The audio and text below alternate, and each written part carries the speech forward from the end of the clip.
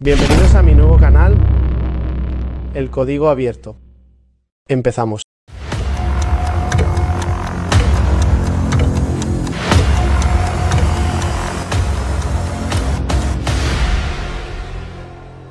Muy buenas a todos, bienvenidos a un nuevo capítulo de mi canal. En este caso, la verdad que tengo que decir que es un capítulo que tenía muchas ganas de hacer. Me costó traer a este invitado que os voy a presentar ahora. Pero bueno, al final le he convencido y aquí estamos. Hoy, como veis, pasamos a un formato más profesional de alguna manera.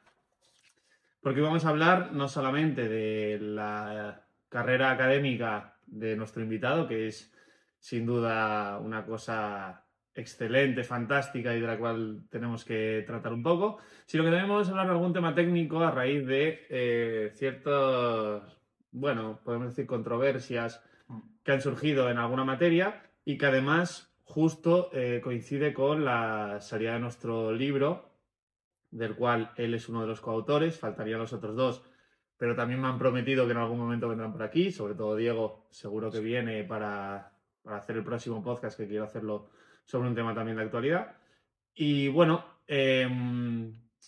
vamos a hablar, además del libro, de la controversia esta a raíz de este, ¿no? Entonces, bueno, sin más, empiezo presentando a mi invitado. Él es Juan José. ¿Qué tal, Juan José? ¿Cómo estás? Buenos días, Luis. Juanjo para los amigos, Juanjo, que podremos Juanjo. tratar de Juanjo. Él es registrador ya, es uno de los que han aprobado en esta última promoción. En concreto ha sacado el puesto número 4. El cuarto. Ha sido uno de mis alumnos más brillantes, sin duda. Hemos tenido nuestras peleas. Hemos tenido peleas muy importantes, Jurídicas. efectivamente. Me volvía loco un poco en la clase, pero bueno, eso siempre está bien. Vale, vamos a empezar hablando un poco de tu historia académica, que una de las cosas más destacables es que fue el mejor expediente de la historia de ICADE en Derecho y ADE, ¿no? Exactamente. Hay un matiz, además, que es muy interesante y ahora te lo cuento. Vale, o sea, la presentación es esa, o sea, imaginaos el bagaje universitario que tiene, ¿no? Entonces, bueno, antes de eso, bueno, tú estudiaste en Extremadura, ¿no? El colegio. Sí, yo estudié en Villafranca de los Barros, los jesuitas en Villafranca, y luego ya la universidad en ICADE.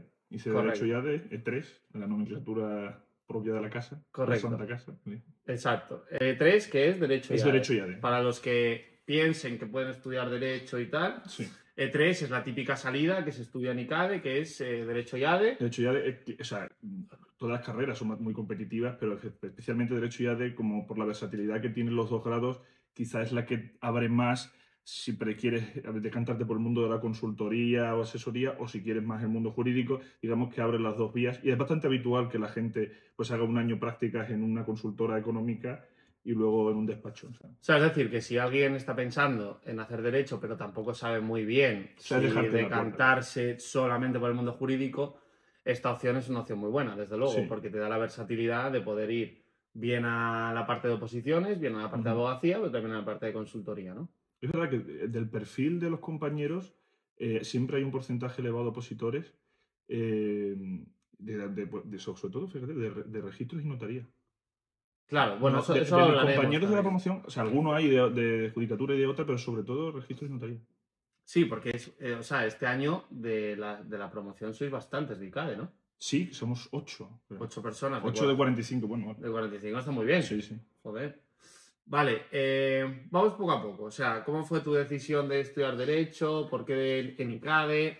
También vamos a hacer un poco una comparativa con lo que fue mi universidad. Yo también estoy contento de haber estudiado en mi universidad. En mi caso es la Universidad de Oviedo, la universidad pública de mi ciudad. Y bueno, yo en su día tengo que reconocer que también estuve planteándome hacer ICADE, principalmente E3 también. Recuerdo que había unas pruebas de acceso que yo no llegué a hacer, que eso también me gustaría comentar un poco para la gente, sobre todo, que está pensando en decantarse por una o por otra. Y nada, yo en su día lo descarté porque sí que es cierto que esa versatilidad para la consultoría yo no la veía, porque al final yo solamente quería dedicarme al mundo jurídico. Y entonces, bueno, decidí estudiar en Oviedo, tuve la suerte de poder ir avanzando cursos más rápido de lo que tal, y al final tuve más tiempo para opositar, ¿no? Que también es un poco lo que a mí me sirvió para acabar antes. Sí, eso es una ventaja, por ejemplo, que tiene lo que tú comentas, de la posibilidad de matricularte en más. Digo, en ICADE está más tasado curso por curso. Vale, pero entonces vamos por partes. O sea, ¿por qué decides hacer derecho y cómo es la prueba de Pues acceso? Que esto es eso me curioso, interesa. porque yo de la vocación de notario registrador nunca luego lo concreté al final, pero siempre la tenía desde la época del bachillerato. Tenía muy claro, y no porque haya en mi familia antecedentes en relación con este tipo de desarrollo profesional, pero era siempre me había inquietado y más o menos desde el cuarto de eso, primer bachillerato, lo tenía claro. Me gustaban mucho las matemáticas y la química, de hecho Igual que a mí. dudé hacer ingeniería química. Yo dudé hacer matemáticas y física, que además Sí, empezaba el doble grado en Oviedo también en mi época. pues justo la semana pasada estuve en casa en Badajoz y me encontré un profesor de matemáticas tomando algo en un bar y me lo echaba en cara, así con el dedo, como diciendo, nos abandonaste. Pero Bueno, algún día lo haremos, ¿no? bueno, Yo bueno, es una idea que tengo en la cabeza, sin duda, el pero acabar no sé yo esa no carrera. sé si regladamente, o por lo menos, no Por lo sé, menos alguna asignatura hay que hacerse, ¿no? Y bueno, entonces quería hacer derecho. Daba la casualidad que, claro, como yo estudiaba en los jesuitas de Villafranca, había mucha conexión con los jesuitas de ICADE, ¿Mm? y eso también fue un poco de puente en cuanto a las jornadas de puertas abiertas y que nos facilitaban desde el propio colegio, ¿no? Ah, claro, porque ICADE también También pertenece a los de la Compañía de jesuitas, Jesús, claro. claro. Entonces ese fue un poco el nexo. Y también me atraía, pues, digamos, el espíritu de excelencia que tiene la Claro. universidad. Bueno, que en los rankings nacionales e internacionales siempre la posicionan de los mejores grados en el segmento. Y eso me Hombre, atraía sin duda, mucho. vamos a ver, ICADE a nivel de derecho en España, podemos estar hablando que es la mejor universidad privada, O de las quizás con mejores, sí, Deusto, sí. que también es de los mismos, Deusto es ¿no? muy buena, sí, sí. Y Bueno, luego en hay Madrid la Carlos III es muy buena, el derecho. Pero bueno, la sí, ya son universidad universidades Sí, públicas. sí. Que también, yo por ejemplo, yo ahora, que también es para comentar, estoy haciendo el doctorado en la En Carlos la Carlos III. III. Y la verdad que, hombre, De hecho, yo dudé. el Carlos plantel III de ubica. profesores que hay es impresionante, eso está Sí. claro, ¿no? Pero bueno, ICADE siempre tiene como ese aura de, sobre todo el tema este que ahora explicarás, de que si no apruebas te echan, de que Sí, si no bueno. tal repites, en fin, que eso tiene mucha tela porque Sí. eso no pasa en las universidades públicas. No, digamos que ahí es mucho más, un punto más de tutela más cercana. Claro. Y, por ejemplo, el primer curso es selectivo. Pero antes del primer curso, ¿cómo es Sí. la prueba de acceso? Bueno, exactamente. La prueba de acceso es, pues, unos meses antes de hacer la selectividad, es previa. Sí, porque te cogían las notas de cuarto de la ESO. Desde cuarto de la ESO, primero de bachillerato y segundo de bachillerato. Y es previa a la selectividad, pues creo que será, no sé si, igual me equivoco, pero igual son por marzo o por ahí, no recuerdo. Puede ser que por el Día del Padre, me suena por eso, cerca del Día del Padre.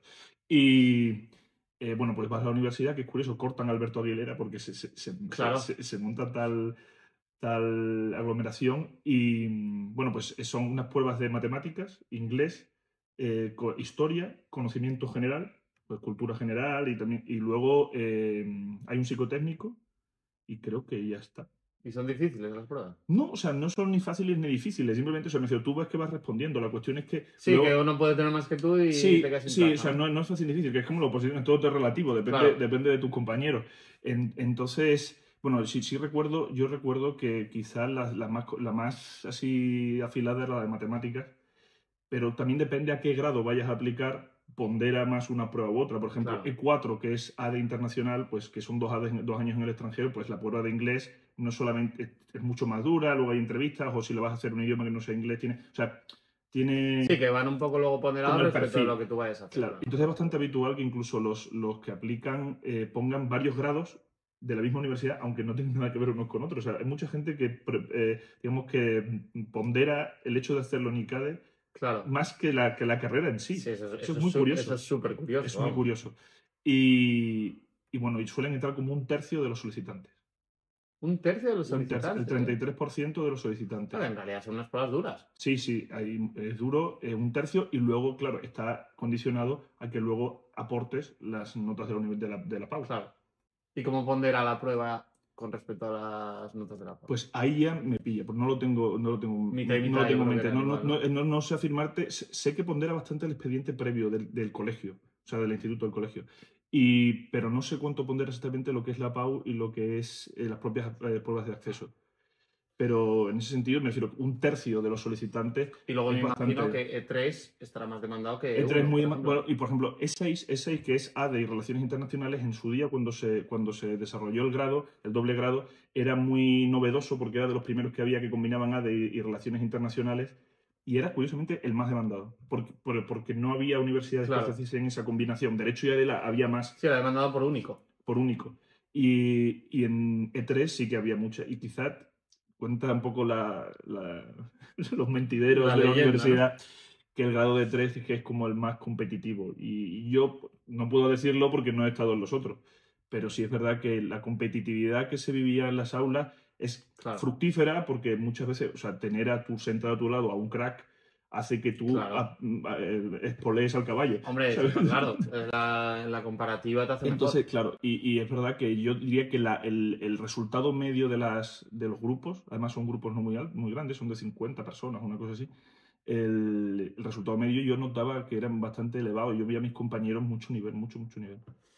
Y claro, dentro de ese nivel que tienen los compañeros, sacar matrículas de honor es todavía más complicado. Claro, pero y comentándolo con otros compañeros, es que lo curioso es que había un grupo muy amplio de gente de cada clase que se disputaba las matrículas. Muy amplio. O sea, no era una cuestión que no Claro. se repartían unos pocos, sino que todo el mundo. O sea, no es que competían unos pocos y el resto iba a rebufo. Todo Sí, el yo me mundo acuerdo que competía. A mí eso es demencial. En mi clase de la universidad, o sea, si no te la daban a ti, te la daban a dos más. Tampoco Claro, había claro, muchos no. candidatos. Allí era muy repartido y dependía de la asignatura y tal. Me refiero que la gente se lo tomaba muy en serio.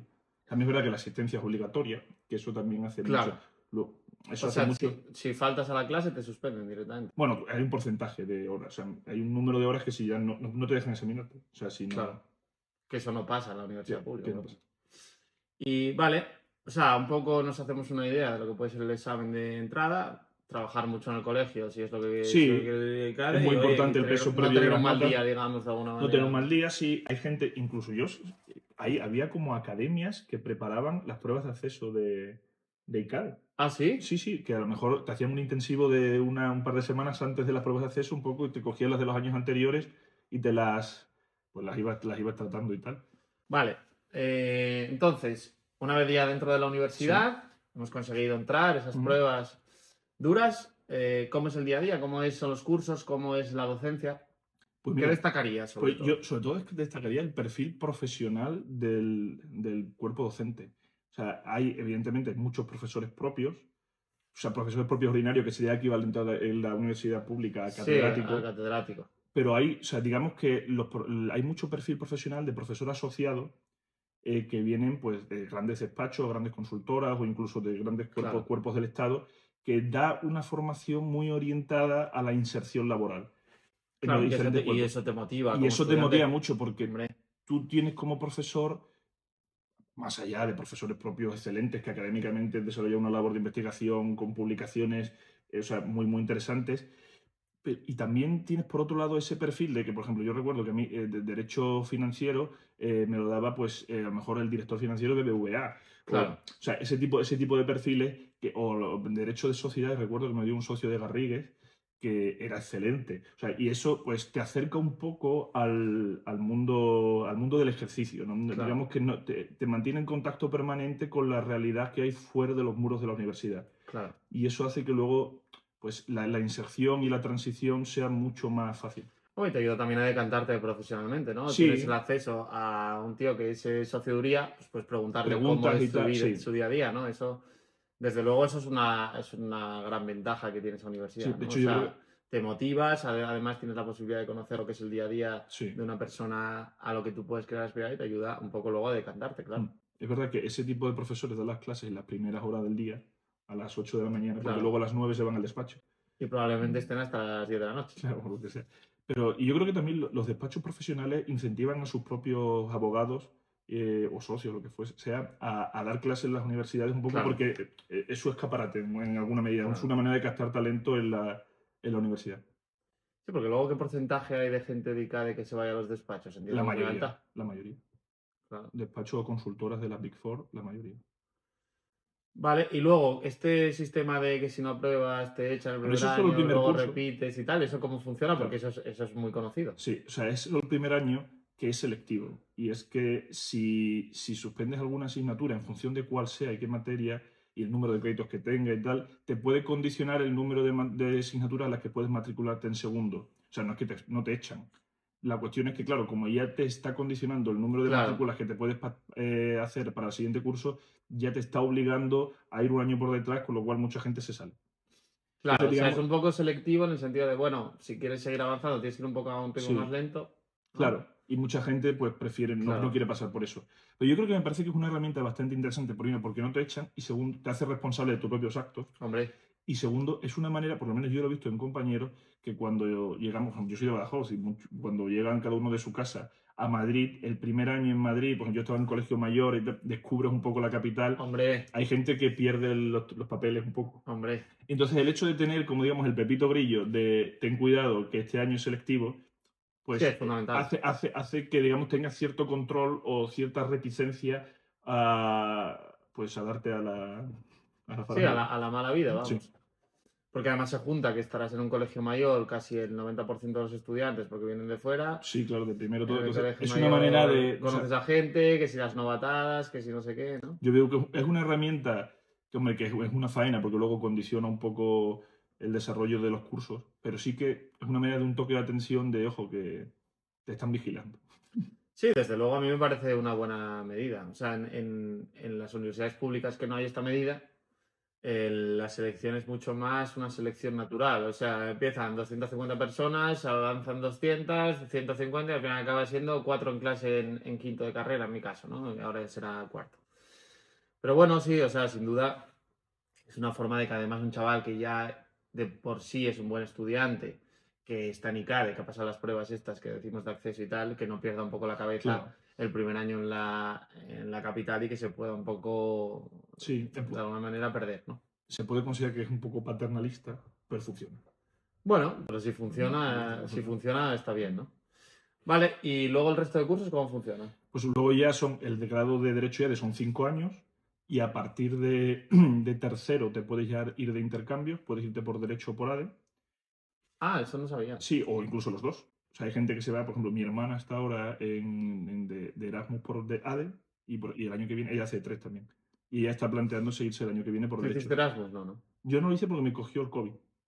Ah, 2019 cogió el COVID ahí, y yo también dudé si irme el año siguiente, pero es verdad que desde el colegio mayor me ofrecieron quedarme un poco de decano gestionando el cuerpo claro.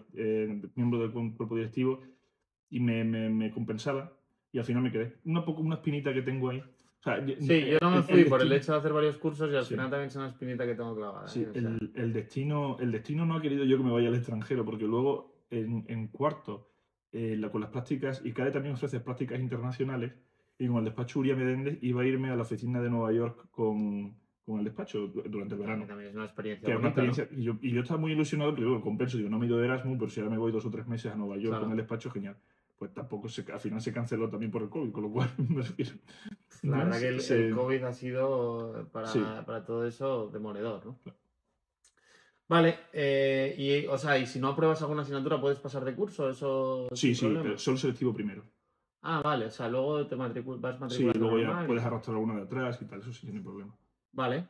Y par de preguntas para Sí. pasar de fase de ICADE a fase de Sí. oposición. ¿Qué es lo que más destacarías así del profesorado? ¿Qué fue el profesor que más te gustó de ICADE? Bueno, a mí o sea, lo tengo bastante claro porque tengo muy buena relación con él a día de hoy todavía, que es Miguel Martínez Muñoz, que es el jefe de estudios de E3 y era mi profesor de mercantil, que fue un poco el que más, digamos, me apadrinó, entre comillas, en el proceso académico en la universidad. Tenemos muy buena relación, y yo recuerdo que vivía las clases muy... Por ejemplo, él es profesor propio, o sea, él no es... Sí, pero su sí, que no tiene un involucración- trabajo aparte de ICADE. aparte. Y que quizás eso le permitía tener más dedicación con los alumnos, que eso también es cierto. O sea, más disponibilidad Hombre, por y más supuesto. cercanía. Y fue, de hecho, luego hice el TFG de concursal. Él no fue mi director, fue el decano de la facultad, pero gran parte, digamos, mi segundo tutor, el director del TFG era él, y comparto mucho, es que su tesis también es de concursal. Y hemos compartido mucho, y de hecho seguimos un poco en contacto. Ahora, el miércoles que viene voy a la universidad a hablar de oposiciones, Ah, mira, y he quedado con él también un poco para hablar con él. Bueno, de hecho es el que me ha el llamado. que te ha llamado, ¿no? Tu TFG, que luego si quieres lo hablamos, proponías una Sí. reforma legislativa que luego se llevó a cabo, ¿no? O sea, Sí. eso tuvo que ser, para un chaval que es estudiante de carrera, tiene que ser impresionante eso. Era un problema, creo que era el artículo 80 de la antigua ley de modificaciones estructurales, que había un problema cuando había una escisión, la tutela de los acreedores de las diferentes sociedades, de la escindida y de la otra, Claro. podía generar perjuicio, y yo en el TFG proponía una reforma ajustándonos al modelo alemán que al final luego la directiva europea fue lo que impuso. No porque me copiase a mí, copió el modelo alemán. Sí, hombre, pero había acertado por lo menos, ¿no? Sí. En la propuesta que había hecho. Sí. Un poco lo que nos pasó el otro día a Manuel y a mí, que hicimos el artículo de la inscripción de participaciones y de cómo iba a ser y tal, y luego lo hemos visto reflejado en una propuesta legislativa de reforma de medida de lucha contra la corrupción. Así que bueno, al final, oye, son cosas que siempre están guay. Ilusionan, ¿no? Vale, y la pregunta más importante, ¿cómo hiciste para sacar 57 matrículas? No, 72. 72 matrículas, ¿cómo coño hiciste 57 eso? Es BEA. O sea, ¿cómo coño hiciste 72 matrículas de cuántas? ¿De 75? No, serán como unas 80 asignaturas más o menos. Pero, o sea, vale. A mí hay una cosa, antes de que comentes nada, que me sorprendió muchísimo. Un día estábamos hablando después de las Skype y dijiste, a ver, yo el ritmo de estudio que llevaba en la universidad es parecido al de la oposición, tampoco ha sido un gran cambio para mí.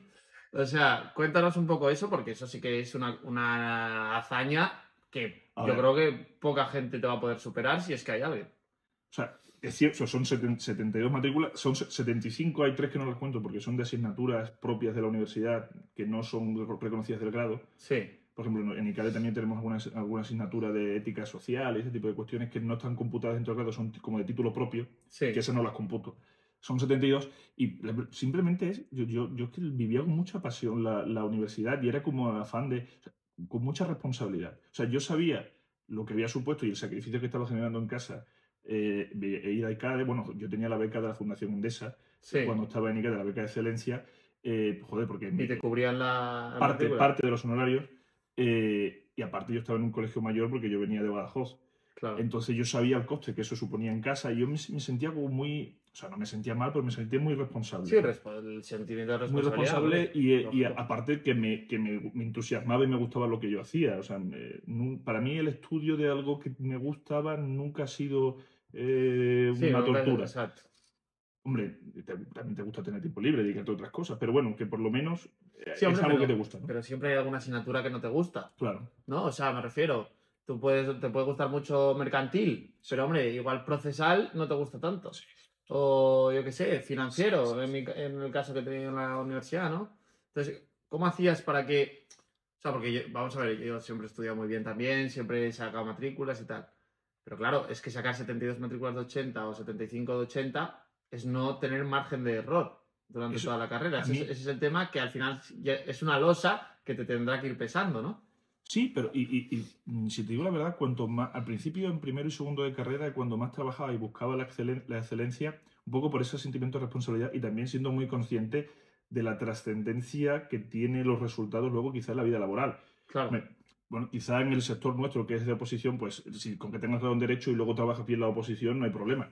Pero en el mundo de los despachos y de las consultoras, pues joder, un buen expediente condiciona mucho. Claro. Y yo con ese miedo un poco consciente del esfuerzo y del condicionamiento que podría suponer a futuro, pues como yo siempre era buscar, hay una frase que utilizan mucho los jesuitas que es buscar el magis, que el magis es como buscar siempre la excelencia, lo mejor, lo más, pero lo más no como algo competitivo y enfermizo, sino lo más como buscar la mejor versión de nosotros mismos. O sea, exacto, es un poco aristotélico en el sentido de tú tienes una potencia y lo que eres en potencia tienes que llevarlo al acto. Exacto. Y si no, yo me sentía un poco responsable de no estar... La parábola de los talentos. Exacto, eso. La filosofía del guerrero samurái, ¿no? Sí, de buscar la perfección, de tal, ¿no? Sí, una buena filosofía de vida, por supuesto. Claro, pero no una perfección, digamos, un poco impuesta, sino desde dentro, en el sentido de yo puedo hacer esto, ¿por qué no lo voy a hacer? Claro. O sea, sí, siempre que no te condicione tu vida. Pero, y entonces, pues así, y buscando siempre lo máximo. Es verdad que el nivel de, digamos, estrés o tensión que yo tenía en la universidad era bastante alto, pero no porque la universidad sí lo requiera, que es verdad que es intensa, sino por como yo me lo tomaba. Te lo tomabas muy en serio y tal. Que luego te ayudó también el tener esos conocimientos en la oposición, claro, que eso lo hablaremos ahora. Claro, que esto, algunos compañeros me dicen, hombre, ¿cómo puedes decir que la oposición? Evidentemente la oposición es muy dura, pero es verdad que para mí fue más llevadera porque yo estaba acostumbrado a una intensidad de trabajo y una presión que en la oposición era una continuación natural de lo que yo he vivido en la universidad, no fue un cambio de revoluciones. Sí, bueno, ahora ya pasamos a hablar de la oposición, si quieres. Solo un matiz, hay una persona que tiene en número de matrículas no más que yo, pero sí en porcentaje total. Yo tengo 75 de 80 Y según me dijo Diego Vigil, también registrador y Sí. compañero nuestro, hay una persona que de su promoción de registros, el primero de su promoción, hizo E3 y tiene, cuando era otro grado, claro, era Claro. licenciatura, tiene 60 de 60 matrículas, que es el primero de la promoción de O sea, registradores. el 100%. El 100%. Yo tengo más en número absoluto, pero menos en porcentaje. Ese, según me ha dicho Diego, es el único. ¿Y quién es? Creo que es Fernando Esteban, se llama, creo. No lo conozco. Eduardo. Ay, no, Eduardo. Bueno, es el primero de la promoción. le invitaremos Le aquí invitaremos. a ver qué ponderamos más. Tengo que si el buscarlo, tengo que 100%, si el buscarlo. porcentaje o el Según he número dicho, es absoluto. el primero de la promoción de. Creo que es registrador de la cena, me parece. Lo comentaré con Diego el próximo día que venga aquí, lo comentaremos. Vale, bueno, hemos hecho yo creo una imagen así distendida de lo que puede ser ICADE. Distendida, yo creo que. Bueno, 20 minutos o una cosa así. Creo que ha quedado bien la Sí. foto, la verdad. Yo siempre tenía un interés genuino por este tema porque al final también me quedó un poco la espinita de no haberme venido a Madrid a estudiar en ICADE. Y bueno, siempre está bien conocer un poco cómo es la universidad por dentro, ¿no? Algún día traeremos aquí a alguien que haya estudiado en Carlos III o Salamanca, por ejemplo, y que nos cuente también un poco su visión desde la perspectiva pública, ¿no? Vale, y entonces, superado ya esas 75 matrículas de ICADE, entramos en el mundo post-universidad y ahí tenías ya claro desde el principio que querías hacer registros, dudaste entre algún tipo de oposición, planteaste igual irte a, no sé, a Uría a trabajar porque te habían ofrecido esas prácticas. ¿Qué tenías en mente? Pues la verdad que, aunque como te decía antes, desde pequeño tenía en mente lo de ser notario registrador, me tentó un poco el tema de Hombre, la oferta que me hicieron desde los despachos, pero ya yo creo que ya que en el último curso ya lo tenía casi decidido. Pero bueno, sí que llegaste a echarla, o sea, a preguntar en Uría o en algún despacho, Sí, ¿no? bueno, y en Uría, en Garrigues apliqué y ya hice los procesos completos y ya tenía la oferta. Que además en tu caso es una cosa muy curiosa. Te guardaron la plaza de Uría, creo que era, Sí, ¿no? ¿Me bueno, contaste? es decir, o sea, no oficialmente, pero sí cuando yo le manifestaba que quería seguir quería opositar, pero que me daba pena no irme al despacho, sí es verdad que desde Recursos Humanos me dijeron, bueno, digamos, las puertas están abiertas durante 4 años o así si quieres volver. Lo cual en realidad es un paracaídas muy grande para una persona. Bueno, es verdad que eso nunca estuvo sobre el papel, era un poco... Sí, pero bueno, la idea era Sí. que te lo estaban guardando. O sea, Sí. eso es... O aunque sea que tengas esa idea en la cabeza de decir, bueno, por lo menos puedo volver a lo que tal, creo que es un buen paracaídas para decir, oye, si falla algo aquí, siempre tengo esta segunda opción, ¿no? Sí, en ese sentido yo estaba tranquilo. Pero bueno, no, ni me hizo falta, gracias a Dios, pero tampoco lo veía como algo real. O sea, me refiero, si hubiese suspendido, hubiese seguido haciendo... Hombre, es que tampoco tardaste mucho. No, pero bueno, pero que podría haberse alargado. Me refiero, también. Me refiero, que yo tenía bastante claro que no era un poco tocar la oposición a ver qué me parecía y volver, ¿no? Ya una vez que ya me Sí, hombre, desembarqué, está claro. ya era como ya con esto para adelante. Sí, a mí, o sea, yo esa idea también la tenía un poco clara, ¿eh? O sea, yo al principio, de hecho, el apostar todo por derecho y no haberme ido a dobles grados y tal, era un poco eso de decir, oye, yo prefiero ir sin cuerda y si tardo más, tardé, pero no tener esa posibilidad fácil de escapar de la oposición, que al final va a haber etapas. Tú no sé si las has tenido, pero vamos, yo en mi caso, cuando aprobé el primer examen, suspendí el segundo, no te voy a decir que tengas ganas de dejarlo, pero tienes como un pequeño bajón. Y entonces en ese bajón, porque al final esto es una montaña rusa, pues siempre puedes verte más tentado si tienes esa otra segunda alternativa, ¿no? O sea, al final es una arma de doble filo. Está bien porque la tienes, pero también está mal porque la tienes. Es como lo de quemar las naves. Exacto, es quemar las naves. No puedes volver atrás. Efectivamente. Vale, y entonces te decantas por registros. Sí, yo había dudado entre notarías y registros, pero al final un poco orientado por conocidos y familiares, al final me decanté por registros. Y es verdad que desde la época de la universidad, ya en el último curso, pese a que yo inicialmente tenía en mente hacer notaría, me dio la sensación de que se ajustaba más a mi perfil el ser registrador. ¿Y por qué crees que se ajusta más? También pues, por la forma de pensar, porque yo soy muy germánico en la forma de pensar. Bueno, y esto lo hemos comentado alguna vez, que el derecho hipotecario, el derecho registral es una isla de derecho germánico, entre comillas, Hombre. en un mar de derecho latino o derecho civil romano. Exacto. Y además es que, efectivamente, el origen del derecho hipotecario es un origen germánico y una aplicación al derecho romano civil. Las sucesiones a un domino. Lo cual genera ciertas fricciones, como ya siempre me gusta explicar en las clases, entre el derecho civil y el derecho hipotecario, y al final el ver cómo ve el derecho un registrador a través del derecho germánico es muy diferente a cómo lo ve un civilista desde el punto de vista romano, ¿no? El otro día en clase del doctorado hablaba precisamente con una profesora de romano, que estábamos estudiando el concepto de la responsabilidad extracontractual en Roma y tal, y le contaba todo esto, y ella desconocía esa parte del derecho hipotecario, le parecía súper interesante. El cómo, yo qué sé, principios civiles de adquisición san domino tal funcionan de una manera en el derecho civil y de una manera totalmente contraria o diferente en el derecho hipotecario, ¿no? Entonces, bueno, bien, me vale como argumento de que tengas esa visión más germánica, ¿no? Sí, bueno, y también es verdad que las últimas asignaturas de derechos reales que se estudian en el último curso, también hay con eso entabler contacto con Regista Jesús Sieira y Jimena Campuzano, que son registradores y profesores en ICADE. Pues eso ya me orientó y me encauzó hacia la posición de registro. Bueno, el tener ese contacto también te viene súper bien, ¿no? De hecho, Jesús Sieira fue el que hizo un poco de puente entre la universidad y la Academia de Madrid y con Galo. Claro. Porque son amigos, se conocen, y fue el que me puso en contacto con él.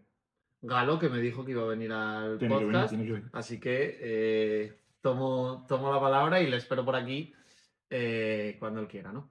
Pues sí, o sea, evidentemente el tener ese contacto con un registrador o con dos te permite decantarte y apareces entonces en la Academia de Madrid a través de Galo, en la Academia de Galo, ¿no? Entonces, que Galo también fue mi preparador, es un tío súper conocido en el mundo de las oposiciones y, bueno, tiene, no sé, 250 alumnos aprobados que ya son registradores, o sea... Entre notarías y registro yo no sé cuántos tengo. Una auténtica locura. Así que, vale, y caes en la academia y cuéntanos un poco cómo fue tu experiencia, ese paso de oposición. Dices que no fue tan difícil, lo que sí hiciste fue cambiar de colegio mayor, ¿no? De residencia. Claro, te moviste, que también quiero que me hables un poco de eso, y cómo entraste en la dinámica de la oposición. Porque yo te voy a ser sincero, yo venía de hacer la carrera de 5 años en 3, venía lanzado, pero venía lanzado de una manera distinta, porque yo siempre había estudiado entendiendo las cosas. Es una filosofía muy científica de, oye, pues yo entiendo cómo funciona esto y soy capaz de explicarlo. Y claro, me encontré de repente con mi preparador Fernando, que también le mando un saludo desde aquí, en Oviedo, que me exigía una literalidad extrema, lo cual le agradezco porque luego la literalidad me acompañó toda la oposición. Y claro, para una persona que estudia entendiendo, estudiar literal es justo lo opuesto a lo que hay que hacer. Sí que es verdad que tampoco es lo opuesto como tal, a ver qué opinas tú de esto, pero en realidad, porque en realidad al final para estudiar literal también tienes que entender lo que estás estudiando, ¿vale? Pero sí que es una forma muy distinta. Entonces a mí me costó adaptarme a lo que es el ritmo de la oposición, el ritmo de calidad de la oposición, pues prácticamente 3 meses. O sea, yo siempre fui de llevar buen ritmo de temas. O sea, yo solía llevar 5 temas en primera vuelta y no me solía costar mucho, pero claro, no lo llevaba con la literalidad que se exige. Hasta que un día dices, hombre, es que la literalidad es fundamental, te lo metes en la cabeza y entonces empiezas a estudiar literal. En tu caso, no sé cómo fue esa transición. Pues en mi caso es que yo tenía un mecanismo de estudio muy parecido al de las oposiciones ya desde pequeño. O sea, es verdad que si tú no entiendes una materia, es muy difícil memorizarla. Pero, y sobre todo en la universidad, como que yo tenía mucho temor por decir lo que dice la ley o decir lo que dice tal autor. Entonces yo en la universidad me subrayaba y entre comillas, me cantaba los manuales.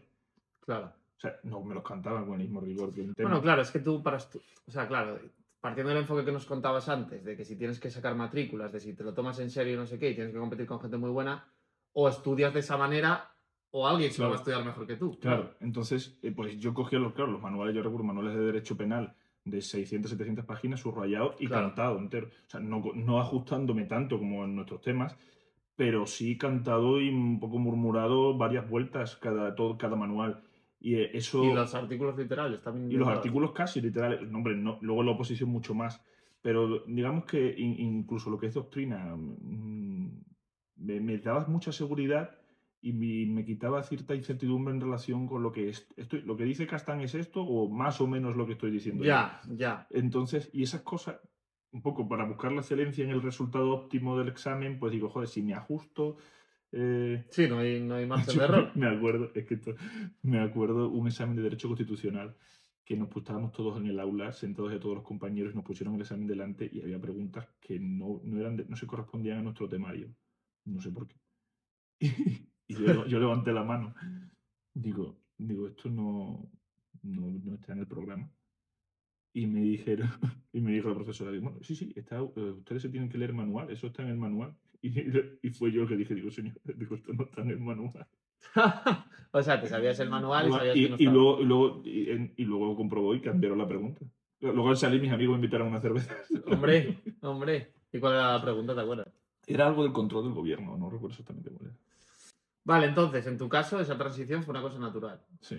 Sin problema. O sea, ya venías estudiando más o menos así, y supongo que también te habría ayudado mucho el tener la materia bien estudiada de la universidad. Sí, es verdad que, y sobre todo el civil de la universidad, claro. Por lo menos yo recuerdo en nuestro grado era muy exigente.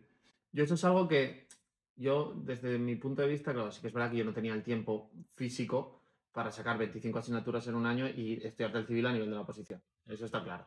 Pero sí que es verdad que si ahora volviese a estudiar, sí, ya con la perspectiva que yo siempre tuve de opositar desde el minuto 1 que entré en la universidad, yo sí recomendaría a la gente el decir, bueno, intenta que por lo menos el civil y el mercantil, bueno, el civil sobre todo, y si tienes una asignatura de hipotecario también, estudiártelo bien y estudiarte lo más literal posible, porque cuanto más literal estudies una cosa, más difícil se te va a olvidar.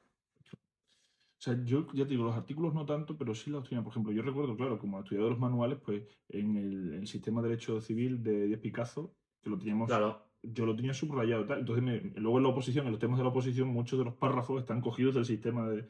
Exacto. Entonces me sonaba ya de haberlo trabajado antes. Díez Picazo, que siempre a mí, era el autor cuando hacíamos varios enfrentamientos de teoría A, teoría B, yo qué sé, de Castro, piensa esto, Castán, esto, no sé qué, y a mí Díez Picazo era siempre el que más me gustaba. Sí. Por lo menos a mí. Yo soy más ecléctico. Vale, y entonces, bien. Por cierto, que también hay que hablarlo. Te fuiste al César, ¿no? Sí, estuve en el Colegio Mayor César Carlos, una residencia de opositores. Que además es un régimen un poco especial, ese residencia, porque no es privada, sino exacto. Que es una especie de corporación no pública. Pues hay un debate incluso. Sí, que ahora hay problemas con ese tema. Han pedido informe al Consejo de Estado para ver cuál es su personalidad, si tiene personalidad jurídica o cuál es su régimen, porque no está muy claro. Y o sea, en su día dependía del Ministerio de Educación, se fundó en los años 50 por allí, y ahora lo particular es que es un régimen de autogestión. Claro. O sea, los propios colegiales funcionan como si fuese una comunidad, una propia horizontal. Sí. O sea, no hay cuota, pero hay voto. Un presidente, hay una junta y se toman las decisiones. Que además son los que te hacen un poco las preguntas cuando quieres entrar ahí. Claro, luego hay un proceso de admisión y que te entrevistan en la Junta de Gobierno, que son colegiales, opositores de diferentes ramas. Entonces, las decisiones se toman en lo que llamamos capítulo general, que es como una asamblea, lo que sería la Junta Propietaria. Exacto. Para tomar decisiones de las derramas, hay derramas, hay tal. Nos subimos la cuota o nos la bajamos a nosotros mismos. Eso no lo sabía. Sí, o sea, siempre que cubra claro. el régimen, incluso los contratos de suministros y de personal, están todos a nombre del colegio. Pero bueno, sí que es verdad que el coste del colegio es menor gracias a que está Sí, exactamente, porque recibe subvenciones desde el Ministerio de Universidades. Yo es que en la oposición la acabé mis 2 últimos años en el PIO, que sí. es un poco la residencia que compite un sí, poco de alguna manera con el César, que sería la parte privada, ¿no? Sí. Y yo, la verdad, que solo tengo buenas palabras hacia esa residencia. O sea, me parece que si tienes la suerte de poder acabar en una residencia de opositores, sin duda hazlo, porque es lo que más te va a marcar tu oposición, en el sentido de que vas a poder compararte con los demás, vas a poder ver cómo vas a poder motivarte, si necesitas apuntes, tienes el de la habitación de al lado que te los va a dejar. O sea, al final creo que es mucho mejor eso que como yo empecé la oposición aislado en Oviedo, de alguna manera no sabes muy bien, si vas mal, si estás cantando mejor que otros, y al final creo que tener esa suerte de poder ir a una residencia, en mi caso en el PIO, en tu caso en el César, es fundamental, ¿no? Además te da una cierta referencia de tus compañeros de... Claro. No sé, ya sabes si tu horario es excesivo o no es excesivo.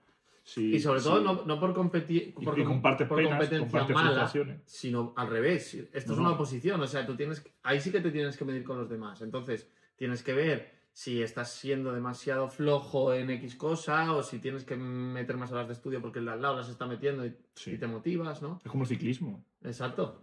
Tú tienes tu equipo y tienes una Claro. liebre que un poco que te... Pues igual. Y luego que además los amigos que haces, yo por lo menos en la residencia, no los ves como competidores. O sea, al final, No.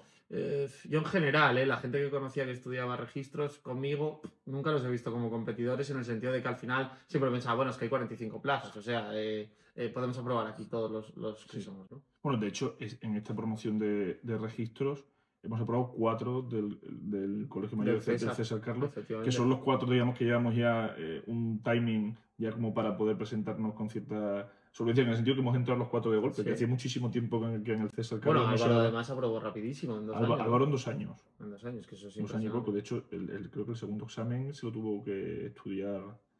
Sí, entre exámenes. Eso tiene muchísimo mérito. Eso es impresionante. Y, vale, y entonces, ¿qué nos cuentas así especial del César? Así algo que sea distinto. Bueno, quería, pues, de cara a los que nos estén escuchando y que tengan interés en acceder a este tipo de residencia, una particularidad que tiene el César en relación, por ejemplo, con la residencia Pío, es que no se abren las plazas automáticamente cuando empieza, digamos, lo que sería el curso académico en septiembre, que es lo habitual, por lo menos en los colegios mayores universitarios, sino que hay, digamos, periódicamente concursos o procesos de admisión, convocatorias periódicas de unas 30 plazas, y cuando te dicen que estás admitido, no accedes los 30 de golpe, sino que según se van produciendo las bajas en el colegio, hay como unas 105 colegiales. Cuando se van produciendo las vacantes por gente que aprueba, que se va a estudiar a otro sitio o que deja la oposición, pues van llamando por orden. Entonces, en ese sentido, es más difícil de calcular en qué fecha concreta vas a entrar. Porque cosa que en el Pío no ocurre porque a lo mejor tiene más rotación o tiene más capacidad. Entonces, siempre, digamos que yo bueno, el Pío ahora está tan desbordado que están haciendo otro edificio en la zona de Diego de León. Ah, no lo sabía. Están haciendo un nuevo edificio de opositores. Pues, por ejemplo, yo también solicité en el Pío, pero la entrada era mucho más inmediata, en ese sentido, no era tan dilatada. O sea, que uno que piense que puede acabar en el César o que le gustaría acabar en el César, que lo tome con un tiempo, porque si no, se va a quedar, por lo menos de una manera inmediata, sin plaza. Sí. O sea, o igual con plaza, pero no puede entrar a la habitación hasta que no se produzca la vacante. Y lo que me decías, Luis, de que destacaría, yo te diría que hay un ambiente de cercanía y de comunidad que me sorprendía. Y mira que yo he estado también en colegio mayor universitario y también he tenido esa sensación, ¿no? Pero el nivel de compenetración que yo he sentido en el colegio mayor, también que sea autogestionado y que las decisiones se tomen colectivamente. Bueno, que la oposición es otra etapa. Sí, la gente está más centrada en lo suyo. Pero... También tú tuviste la suerte de estar con Ferran. Sí, con amigos míos. Que es una persona que al final siempre te va a motivar. Sí, bueno, José Gómez, que también es de la José Gómez, tal. O sea, al final eso siempre motiva. Pero muy buen ambiente. Tiene una cosa muy buena, es que las instalaciones, digamos, comunes, las zonas comunes, son muy amplias, tienen un gran jardín, una gran piscina, que favorece mucho la interacción. Entonces, yo creo que los descansos y las desconexiones eran mucho más agradables. Y la comida tenía fama de ser. Y la comida estaba bien, luego ya fue declinando. Yo, en mi época, alguna vez me iba a comer al César y estaba, la verdad, que muy rica la comida. Y luego también es importante que la gente sepa que al final, porque hay ciertas críticas a esto de las oposiciones, de que es un tema elitista, de que al final tienes que tener dinero para opositar, ¿no? Y creo que también dejar claro que el César es un tema subvencionado, que te va a costar algo de dinero, pero que no va a ser lo que sería una residencia normal. Ya no te hablo de opositores en Madrid. Está muy por debajo de mercado. Está muy por debajo de mercado. Y además, también nosotros en el Colegio de Registradores tenemos nuestras propias becas. Sí, bueno, yo recibí una un tiempo. Que eso también quería que lo comentaras, porque al final la Fundación Registral organiza este sistema de becas y a la gente que es buena y que se ve con posibilidades de aprobar, se le da esa beca. Entonces, al final, creo que por lo menos en registros existe esta alternativa de, bueno, si no eres una persona pudiente, de alguna manera, tienes la posibilidad de ir a las mejores academias de registros, la mejor, ir a los mejores colegios o tal, y que existe esa posibilidad, ¿no? Sí, en ese sentido, ya te digo, el César, o sea, el Colegio Mayor César Carlos está como la mitad del mercado, el precio, y yo los últimos años ya de oposición se juntaba que mi hermana empezaba también la universidad aquí en Claro. Madrid, que era universidad, desplazamiento, colegio y tal, y yo veía que en casa era una situación pues ya un poco apretada, si yo tenía que seguir, y me sentí un poco responsable de, joder, yo estoy Claro. presentando porque quiero, podía estar trabajando, entonces lo solicité y pensando que me iban a decir, hombre, pero al final me lo concedieron y justo con lo que recibía pagaba el César Carlos y a mí los últimos años Te salió en gratis. mi casa no... Porque ¿cómo funciona la beca de registros? Cuéntanos un poco. Pues la da la, si alguien la la quiere Fundación solicitar. Registral, la solicita la Fundación Registral, creo que se reúnen 2 veces al año, en junio y en noviembre, y tú necesitas, bueno, primero una carta explicativa en cuanto de cuál es tu situación, de por qué la solicitas, ¿no? Un poco Sí. tu contexto. También te piden un informe de tu preparador, un poco para que acreditar el aprovechamiento y que eso no va a caer en saco roto, es decir, te vamos a dar, pero porque realmente estás trabajando y estás respondiendo, ¿no? Exacto. Y luego, una vez que te la conceden, ahí trimestralmente tiene que enviar un informe el preparador de los temas que has cantado, perdón, los temas que estás llevando, las vueltas que has dado, si te has presentado algún examen, las notas que has sacado, pues un poco, digamos, si a su juicio estás haciendo un aprovechamiento Claro. serio de la oposición, y eso es pues un informe trimestral, ¿eh? Pero bueno, es O cierto, sea, es decir, te lo dan con cierto control. con cierto control, es bastante control. Hombre, bastante control. Pero siempre tienes esa posibilidad. Siempre tienes esa O sea, posibilidad, pero es cierto que o sea, no es beca, digamos, a fondo perdido. Por ejemplo, yo Exacto. ahora cuando tome posesión el 1 de diciembre, ya tengo que hablar con la Fundación Registral para plantear pues, el plan de pagos de devolución. O sea, que en Sí, ese sentido, o sea, es una especie de préstamo préstamo que te permite opositar con tranquilidad. y luego Y, devuelves. muy importante, si nunca llegas a sacar la oposición, no tienes que devolverlo. Exacto. Y si O sea, apruebas, Y si apruebas, sí, es una forma de decir, bueno, yo estoy aquí en parte porque me han dado este apoyo y solidariamente para el siguiente. para el siguiente le apoyo yo en Claro, lo que sea. yo ¿no? O sea, me gusta verlo así, como ahora cuando tenga que empezar claro. a devolverla, es como yo ahora, me imagino a un chaval que está en el César Carlos opositando, digo, ahora... Es que yo siempre lo he visto no, eso, porque al final la gente habla, ¿no? Y te dice cosas y te dice, no, claro, es que tú pudiste opositar por esto y por esto. Al final yo siempre, me gusta que lo comentes el modelo, porque yo siempre decía, bueno, yo pido la beca de la fundación, pago el Colegio Mayor César Carlos con eso, me quedo a cero Sí, y ya está. Y mi coste real es cero. sí. Entonces, bueno, el que exista eso del colegio, la verdad que me parece impresionante. O sea, a mí me encanta que eso exista. Y creo que es una forma de gente que, de alguna manera, o de otra Sí. manera, no podría estar opositando, o nos habríamos perdido buenos registradores, tenga esa opción, ¿no? De hecho, este año ha habido varios que han aprobado con beca. Sí, hay varios. Y además, y desde aquí, pues si la gente que lo escuche, animarle a que lo solicite porque muchas no se solicitan, porque quizás no es tan conocido esta Claro. posibilidad. Pues eso, que es con la Fundación Registral lo da esta posibilidad. Además, con diferentes, hay beca o media beca en función del perfil, de pues si tienes más necesidad o Claro. menos necesidad. Se ajustan mucho a la situación de cada uno. Vale, y joder, nos estamos alargando aquí hablando un poco de todo, pero bueno, ya se sabía que esto iba un poco para largo. ¿Qué opinas? O sea, ¿qué destacarías de la preparación de oposiciones? También creo que comentes un poco el tema de los prácticos, la academia, Sí. además, ¿cómo lo ves? A ver, primero, los orales, para mí, la clave, sinceramente, es el repetir y la disciplina, la autodisciplina y la autoexigencia. Es decir, y ahora ya como preparador, que ya me he incorporado a la Academia de Madrid, muchas veces cuando viene un alumno intento ponerme en su situación de cómo estaba yo en esa situación. Exacto. Y veo cuál es la clave. Digo, ¿verdad? La clave es ser un inconformista en cómo cantas y cómo te salen las cosas. Es decir... Pero un inconformista hasta cierto punto. Porque yo siempre digo una cosa ahí, ¿eh? Tan malo es el tío que pasa de todo y piensa que todo vale y te hace unos temas de mierda, a un tío que es ultra perfeccionista y que dice, no, es que si falla una coma no puedo avanzar. O sea, tienes que racionalizar. Tienes que buscar el punto. Sí, yo lo decía desde el punto de vista de que hay mucha gente que canta bien y tiene potencial para cantar y hacerlo bien y da la sensación como que, no sé, lo que decíamos antes, de la potencia del acto. O sea, tienes potencial para hacerlo y no lo llevas. Y simplemente tener amor propio en ese sentido. Sí, eso está claro. O sea, y sobre todo, y también conocer las capacidades de cada uno. O sea, igual llevar 5 temas perfectos en primera vuelta, no todo el mundo puede hacerlo. No. Es que es muy difícil. Y 4, pues está muy bien, pero también, o sea, y si tienes que llevar 3, pues llevas 3. Pero me refiero, yo en primera vuelta... Cuando te toca usufructo y servidumbres, lo más normal es que lleves 3. Claro. Y sobre todo es dejarlo como muy macho con mucha calidad porque es duro al principio, hay que hacer un poco de acto de fe de que por lo menos con el sistema de vueltas, en acumulados distintos, pero el sistema de vueltas es un poco un acto de fe de que yo he dejado este tema bien machacado, bien estructurado y me decía Ignacio Burgos, que es registrador en Badajoz, que alguna vez cantaba con él, me decía, tienes que dejar el tema abrasado. Claro. Y además es muy visual, me gusta el concepto. Tienes que dejar el tema abrasado. Entonces, y cuando has dejado el tema abrasado, lo sueltas y es un acto de fe de que cuando vuelvas dentro de 6-7 meses, ese tema Exacto. vuelve con más facilidad.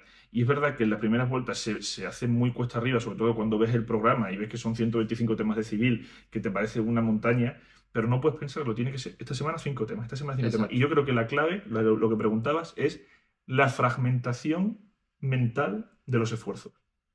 Que eso yo creo que también es la clave, ya analizándolo en perspectiva, que a mí me permitía trabajar con tanta intensidad y sin quemarme en la universidad. Claro.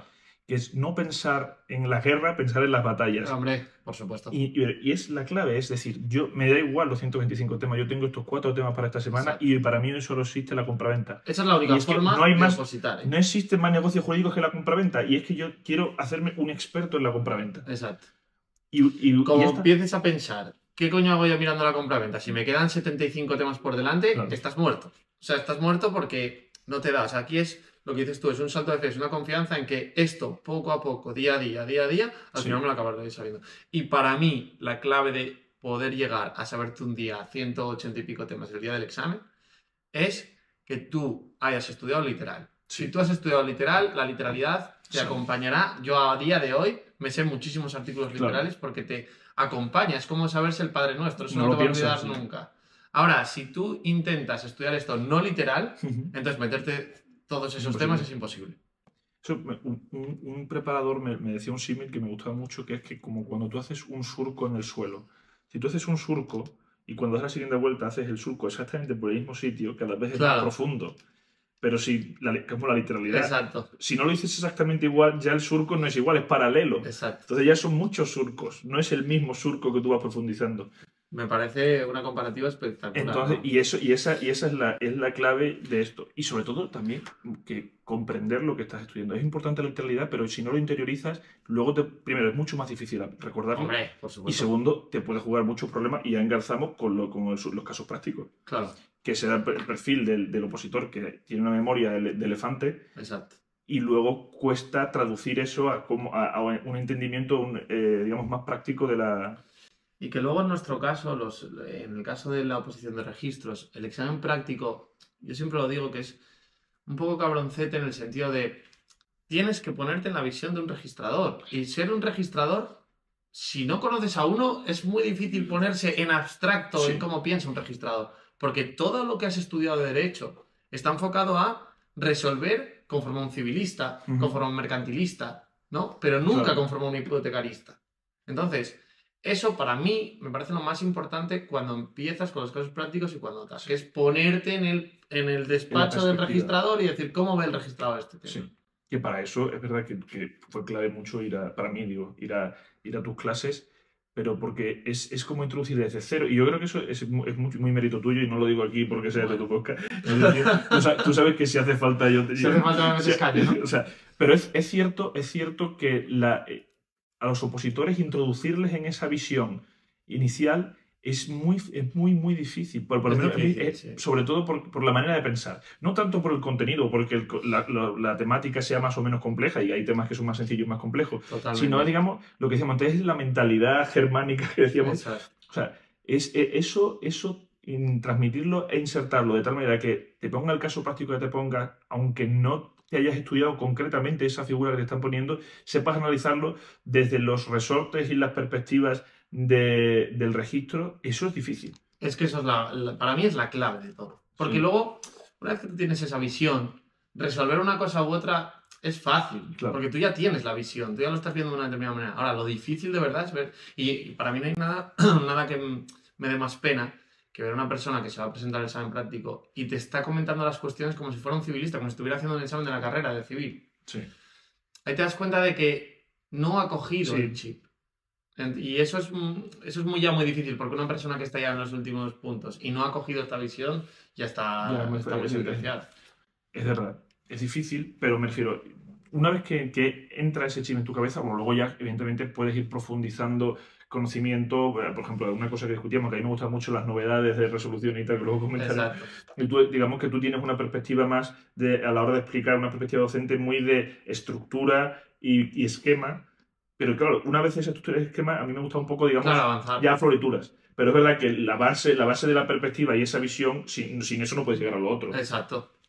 Y que no todo el mundo quiere llegar a donde quieres Claro, llegar claro, tú. sí, sí. O sea, ¿sabes? No, pero para mí, yo lo hacía por inseguridad, en el sentido Claro. de que yo, como no conozco lo último, ya Es me que al pongo- final, y esto siempre lo digo, y yo creo que se puede compartir perfectamente, y es que si tú te avanzas mucho en resoluciones sin tener la base, el problema es que luego vas a resolver todo conforme a resoluciones. Claro. Y en realidad el examen no es eso. El Sí. examen es más lo fundamental que las últimas resoluciones sobre el tema. Este- y que luego acordarte de una resolución. Este examen era así. Este examen era muy de razonamiento jurídico, no tanto de, Muy de razonamiento novedades. y de fundamentos y de, Sí. y de ver cosas y de pensar. En un examen de pensar. Ujú. Bueno, entonces se puede decir que fue una buena experiencia, ¿no? Fue una buena experiencia, sí, sí, yo la verdad estoy muy agradecido. Bueno, y también, eso también decirlo, que no lo has dicho tú, pero lo digo yo, que en tu academia también hay becas. Sí, claro, efectivamente. Efectivamente. Yo si viene, o sea, si hay alguien que está becado con la fundación, yo también le beco de alguna manera, ¿no? Entonces, bueno, en ese sentido, contento con la experiencia Sí. de la oposición. Sí que es verdad que tú tampoco tuviste, digamos, mucho tiempo para sufrir. O sea, O sea, fue una oposición fácil, entre comillas, ¿no? O sea, Bien todo llevada. exacto, bien llevada y además todo salió conforme a lo que tenía que salir. Sí, Sí que es verdad que el día del examen Yo se también. pasa mal, o sea, eso yo me acuerdo de verte y yo te hice un completo La semana anterior. una semana antes y fue un espectáculo, que te lo dije, además te había preguntado algún tema difícil y desde tu, o sea, y en realidad te vi muy nervioso el día del examen y eso es que es algo sobre todo el que- primero. Exacto, lo primero. Es algo que es innato y eso hay que saber también lidiar con eso por muy bien que vayas preparado, ¿no? O sea, Sí. eso también hay que decirlo. Sí, es verdad. O sea, en ese sentido, yo la oposición, y a veces no se puede decir, pero yo que lo digo porque es verdad. O sea, yo he disfrutado, y lo he disfrutado. No, yo también la he disfrutado, me parece Y- una etapa sí. que se puede disfrutar perfectamente. O sea, yo lo he disfrutado, salvo la convocatoria. O sea, los últimos, sobre todo el primer oral, yo lo pasé muy mal por la tensión, la propia tensión, hasta que la semana anterior al examen yo ya exploté y tuve un bloqueo, sobre todo el sueño. Estuve como 3 días sin dormir porque no era de la propia tensión que tenía. No tomé nada, craso error, Claro. porque ya cuando quise poner una remedio era tarde y entonces eso casi me hace caer. De hecho, Exacto. casi me hace caer, pero porque no era capaz de dormir de la propia tensión. Luego ya y me presenté, bueno, y al final salió muy bien. Pero es cierto que esas semanas previas y esa tensión, sobre todo la incertidumbre que generaba el hecho de no saber exactamente qué día te va a tocar. Bueno, qué es que, semana. es que eso es matador, ¿eh? Que luego yo creo que en el segundo examen estuve mucho más tranquilo, primero, porque ya te has enfrentado a la situación y te das cuenta de que, joder, he estudiado y si estudias, sacas nota. O sea, Lo que hay que decirle eso- también a la gente es que el examen no deja de ser un completo con tu preparador Claro, bien claro. hecho y que ya está, que es lo que tú sabes hacer y que tienes que hacerlo y punto, y que no te puede impresionar el Sí. escenario, ¿no? Pero impresiona. Hombre, O sea, yo había por supuesto. cantado un tema en la convocatoria anterior y yo pensaba que un poco ya sabes el escenario, pero... No tiene nada que ver. Yo el segundo ya estaba más tranquilo y también porque una cosa que yo creo que hizo muy bien el tribunal es que nos dio con muchísima antelación el día concreto en el que íbamos a cantar. Eso a Y mí también me lo hicieron. Y eso es te da fundamental. muchísima serenidad, muchísima. Y yo creo que eso contribuye al propio éxito del opositor, porque en otras circunstancias, puede un buen opositor que ya un buen temario, por esa situación de tensión, puede que lo haga mal o que al final sin colapse duda. y se pierde, o a lo mejor un gran registrador por eso. y que Yo te creo que digo- eso lo hizo muy bien. Y que detalles como que te toque hoy o que te toque dentro de una semana cambian todo Sí. el rumbo de la oposición, porque tú has pensado en vueltas Y no te cuadra. voy a dar la última vuelta tal, voy a hacer el acumulado tal, y te das cuenta que de repente te han quitado 3 días y te han matado. Sí. Por mucho que en realidad no, no, eso no influye a Sí. una persona que de fuera, coño, en 4 años de estudio, en 3 años de estudio, ¿cómo te va a influir 3 días? Pues sí, porque Sí. al final es como, yo qué sé, el tenista que se está preparando para ese Sí. partido de Roland Garros y justo no llega porque no tiene 3 días de preparación física, ¿no? Entonces al final sí que influye y es muy importante. Y desde aquí creo que hay que agradecérselo al tribunal, Sí. que últimamente lo está haciendo, ¿eh? O sea, este tema, La que es previsión. ser empático con el opositor y decir, bueno, vamos a hacer una previsión de los días que va a cantar cada uno para que ya tengan una idea clara desde el minuto 1, ¿no? Eso sí, a mí me parece fundamental. Vale, bueno, visto un poco tu etapa Yo creo que sí. de opositor, ahora empieza tu etapa de trabajo, que te ha tocado un registro en el Marquina País Semeny. Vasco, Marquina Semeny, Calla. que, bueno, ya cuando lleves un tiempo trabajando Comentaremos. ya comentaremos tus nuevas experiencias. Estoy muy ilusionado, la verdad, con mucha gente. Pero también has tenido otra experiencia, que es la primera experiencia de una primera publicación, ¿no? Sí. Que además hemos tenido la suerte de hacerlo juntos, junto con Diego Vigil y Beatriz Zamora. Y bueno, hemos hecho un libro acerca de la causa y el derecho registral. Es un tema un poco denso, podríamos decir, ¿no? En el sentido de para una persona que nos escuche que no tenga mucho conocimiento, pero sí que es cierto que es un tema que dentro de el ámbito registral es quizás un tema un poco olvidado, ¿no? O sea, el hecho de que el registrador tiene la capacidad de calificar no solamente la causa de los negocios jurídicos, sino también la causa de la atribución patrimonial que se produce dentro del registro, ¿no? Claro, el otro día explicaba a mis alumnos la causa en el registro, un poco hablando del libro, y les decía, claro, es que un civilista vería solo la causa del negocio jurídico. Claro. El hipotecarista o el registrador, la causa del negocio jurídico le importa, pero también, y casi siempre más, le va a importar la causa de la atribución patrimonial, que es el por qué esta persona va a adquirir esto o va a adquirir este derecho real o va a adquirir este usufructo, ¿no? Ese por qué, ¿no? Entonces, bueno, hemos hecho ese libro, esa publicación. La verdad que está teniendo más repercusión de la que yo me esperaba. Sí. No sé tú qué opinas. O sea, yo pensé que iba a ser un libro que, bueno, se iba a publicar y tal, pero bueno, el otro día me felicitaron en el decanato de Aragón. Vamos a hacer una presentación del libro Sí. probablemente el mes que viene. Lo va a sacar la revista, creo. Nos va a sacar la revista de registradores un pequeño artículo acerca del libro. O sea que al final ha sido una cosa, no sé, que dan ganas de meterse en otra. Me siento un poco impostor en realidad. No, hombre, además tu parte, hay que decirlo, y esto conecta con lo que queríamos hablar. Yo hice la parte práctica, un poco pues lógicamente por tener yo de los casos prácticos y tal. Puse ejemplos prácticos de cómo la causa opera en el registro y cómo se tiene que tener en cuenta. Pero tú hiciste la parte de la causa... En la opción de compra en garantía. En la opción de compra de garantía, que es un poco donde queremos acabar este podcast. Los que ya hayan disfrutado de este podcast pueden cortar. A partir de ahora vamos a empezar a hablar de derecho. Vamos a hablar de derecho en un tema más denso. Pero justo, hay que ponerlo en contexto, ha salido ahora una polémica, podríamos decir de alguna manera, acerca de la capacidad del registrador de calificar la causa en un determinado negocio jurídico, que es el de opción de compra en garantía. Y ahí el colegio ha tenido que también sacar un manifiesto, un comunicado, haciendo constar que efectivamente el registrador califica la causa en ese tipo de negocios, y es justo la parte que tú hiciste en el libro, por lo tanto conecta sin saber nada. antes de esta polémica. O sea, ha pasado lo mismo que con el artículo que decía yo antes de lo de los bonos con lo de tu TFG, ¿no? O sea, es un poco de repente se ha montado una polémica con este tema y es la parte que tú hacías. Entonces, quiero que nos ilustres un poco, ya que también gente que escucha este podcast son juristas. Quiero que hablemos un poco de esto en 5 o 10 minutos, a ver qué podemos hablar, ¿no? O sea, primero, vamos de menos a más. ¿Qué es? ¿Dónde está la polémica y por qué existe esa polémica? ¿Qué es un negocio de opción de compra garantía? Vale. ¿Cómo puede operar y demás? Lo primero es decir que el libro se divide en 4 partes. La primera es un poco análisis más doctrinal de la causa, que lo hace Diego, ¿Sí? Diego Vigil. La segunda parte es el análisis de la causa con la sistemática del programa de oposiciones, que lo hace Beatriz. Exacto. Luego, que te podría servir como tema de la causa. Podría servir. De hecho, yo creo que lo más inteligente sería cogerlo. Exacto. Cogerte ese tema y estudiarlo. Beatriz. Luego la tercera parte es la tuya, Luis, de, digamos, la perspectiva práctica en la calificación de la causa. Y luego hay como un pequeño apunte al final, que es mi aportación. Pequeño de 17 páginas. Bueno, pero me refiero pero es que vosotros habéis hecho 80 cada uno. Bueno, no.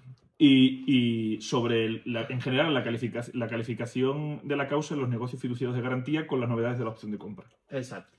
Entonces, aquí yo creo que lo más interesante es analizar primero la figura. Primero, ¿qué es un negocio fiduciario, qué es un negocio simulado y cómo se concreta eso en la opción de compra en garantía, ¿no? Exacto. O sea, al final... Bueno, primero, ¿qué es Sí. una opción de compra en garantía? Una opción de Vamos a compra, empezar por lo más básico. una opción de compra en garantía, o sea, se configura de la siguiente manera. Generalmente, cuando existe una necesidad de financiación, una financiación entre el acreedor y el deudor, y se quiere establecer una garantía en relación con ese contrato de préstamo, lo que ocurre, por ejemplo, la hipoteca, se puede considerar una hipoteca, que es una garantía que se construye sobre la finca en garantía del préstamo. En caso de incumplimiento, el acreedor podrá ejecutarlo sobre la finca. Sobre la finca o sobre un bien mueble. Sobre un bien mueble, No también olvidemos hipoteca que bienes inmobiliaria. muebles hay que potenciarlo. Claro. La opción de compra en garantía se configura de la siguiente manera. Y existiendo esta, digamos, relación de financiación, lo que ocurre es que el acreedor es el optante. Correcto. Y el deudor es el concedente. De tal manera, para que sea más didáctico, digamos que tú me concedes financiación a mí. Correcto. Entonces yo soy el propietario de la finca, yo te concedo a ti una opción de compra. Correcto. Para que tú puedas comprar esta finca. Por concederte esa opción de compra, en el negocio de opción de compra, generalmente el optante paga una prima por tener el derecho de ejercitar esa adquisición preferente. Lo que ocurre es que esa prima que me pagaría Luis a mí, que en realidad es la financiación que me está concediendo, Correcto. es una suma muy elevada, casi tan elevada como el precio que hemos pactado de la finca en caso de ejercicio de la opción. De tal manera que con esta figura lo que se está encubriendo, y este es el debate, se está encubriendo una concesión de financiación previamente por parte del optante acreedor al concedente deudor. Correcto. De manera que cuando se ejercite la opción de compra, el acreedor optante se quedará la finca, lo cual puede entrañar incluso un pacto comisorio. Correcto. O sea, lo primero que hay que decir es que es un contrato en principio de financiación, Sí. ¿vale? Que utiliza, y esta es un poco la clave, una figura distinta de la que el derecho prevé para este tipo de casos. Entonces, ¿qué ocurre? El derecho, en este tipo de casos, por ponerlo simplificado, se protege de alguna manera y dice, bueno, cuando tú utilizas figuras que el derecho te concede para finalidades distintas, empieza el juego de la posible simulación contractual, el hecho de que la causa del negocio jurídico ya no esté verdaderamente ligada con la finalidad que estás persiguiendo. Entonces ya empieza todo este debate de que el derecho se autoprotege de alguna manera, ¿no? Que es el que vamos a tener ahora. ¿Por qué decimos el pacto comisorio? ¿Qué es el pacto comisorio en pocas palabras? El pacto comisorio es que el acreedor tiene el derecho a quedarse directamente con la cosa dada en garantía y no acudir a un procedimiento de ejecución judicial. ¿Esto por qué es así? Porque la ejecución judicial se entiende que siempre favorece al deudor porque va a obtener mayor precio en la subasta que el prefijado inicialmente en el contrato en el que el acreedor se queda directamente con la cosa. ¿Vale? Esto ha sido una tónica general desde el ámbito del derecho romano y que se ha trasladado a nuestro derecho, casi como una copia de lo que ya existía en el derecho romano. Desde mi perspectiva práctica, de ya el ejercicio práctico, no es tan cierto el hecho de que tú cojas más cantidad de dinero en una subasta pública que en una prefijación del precio en un contrato de garantía. O sea, no es tan claro. O sea, esa parte creo que se podría revisar, porque el hecho de que yo pacte inicialmente una opción de compra que pueda aproximarse quizás al precio más real del momento de la cosa, no significa que luego cuando yo ejecute la cosa, esa cosa va a valer más en la subasta, porque los porcentajes que te aplican en subasta, que pueden llegar hasta el 50% o menos, y que muchas veces en la práctica se aplican, están muy por debajo de eso. Por lo tanto, sí que es cierto que el derecho se autoprotege, pero quizás eso habría que revisarlo de alguna manera. No sé qué opinas. Sí, el problema que genera esto es que el primero que puede ser que el valor del bien, el valor real del bien, sea superior al importe de la deuda garantizada. Claro, bueno, que suele ser. Que suele ser. Y ese es el problema real. Sí. Es decir, que al final hay un enriquecimiento injusto por parte del acreedor. Sí, pero ¿cuánta gente estaba reclamando en el ámbito en la época de la crisis, la dación en pago? Claro, porque en ese supuesto había bajado el precio. Porque se había producido lo contrario. Claro. Si en esos casos se hubiese prefijado ya una posibilidad de que el acreedor se quede directamente con la cosa, Sí. no habría habido debate. Entonces, sí que es cierto que en líneas generales creo bueno, que puede funcionar, pero hay muchos casos en los que el pacto comisario quizás hasta podría beneficiar al deudor. Sí, en aquellos supuestos en que el valor de la finca sea inferior a la deuda Exacto. garantizada, pero ¿sería subsistente la deuda no pagada? Porque o sea, el pacto comisario no implica que necesariamente haya dación en pago. No, claro. Habría que configurarlo Habría que de una configurarlo. manera. Pero yo creo que la clave es que exista, que las partes sepan a lo que se están ateniendo y que haya un mecanismo de valoración que evite los perjuicios. Porque incluso aunque el valor de la finca sea inferior al de la deuda y se lo quede el acreedor, pues pero que haya un mecanismo objetivo de valoración que efectivamente eso sea así. Al final, digamos que la ley lo que pretende es tutelar al deudor, que generalmente cuando es consumidor tiene una posición más débil en cuanto a conocimiento y acceso a información que la que tiene un prestamista profesional. De ahí los certificados de tasación, por ejemplo, y todo eso que acredita el valor. La problemática que generaba esto, y esto es lo curioso, que es que inicialmente, esto hablamos hasta el año 2024, la Dirección General admitía esta figura de la opción de compra en garantía con la siguiente justificación. Primero, decía que no entrañaba un pacto comisorio siempre que se configurase como un pacto marciano. Un pacto marciano significa, es igual lo que ha explicado Luis, que es un pacto en el cual el acreedor y el deudor acuerdan que en caso de incumplimiento el acreedor se quedará con la cosa dada en garantía. Pero el pacto marciano implica el matiz de que se establece un mecanismo de valoración del bien de tal manera que en el caso de que el valor de la finca o del bien correspondiente sea superior al de la deuda garantizada e impagada, se devolverá esa cantidad al deudor. Por tanto, se evita un abuso, hay un perjuicio al deudor y un enriquecimiento injusto del acreedor. O sea, hay resoluciones, por ejemplo, de 18 de julio... Ese pacto está admitido. Ese pacto está admitido. Hay una resolución de 18 de julio de 2022, entre otras, de diciembre de 2025, de diciembre de 2022, que lo reconocen esta posibilidad. Entonces, esa es la tónica. Claro, es eliminar de alguna manera el problema del pacto comisorio. Claro. Del pacto comisorio que hablábamos, diciendo, bueno, si tú vas a una valoración objetiva con un sistema objetivo, al final no te voy a exigir acudir a una subasta pública, porque, bueno, puede haber cierto interés por parte de la acreedor de quedarse con la cosa, pero sí a una valoración real. Claro, esa era la tónica hasta el septiembre de 2024. La resolución es de 9 de septiembre del 24, que hay un punto de inflexión.